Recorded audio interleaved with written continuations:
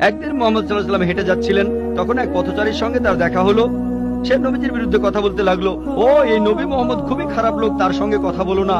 সে কিন্তু মোহাম্মদ সাল্লাল্লাহু আলাইহি ওয়াসাল্লামের সঙ্গে কথা বলছে, সে জানে না ওই লোকটাই মোহাম্মদ সাল্লাল্লাহু আলাইহি ওয়াসাল্লাম।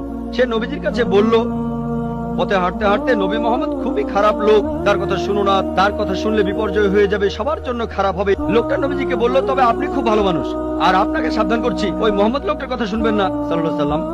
সে ভণ্ড, নাউজুবিল্লাহ, সে খুব খারাপ মানুষ, নাউজুবিল্লাহ।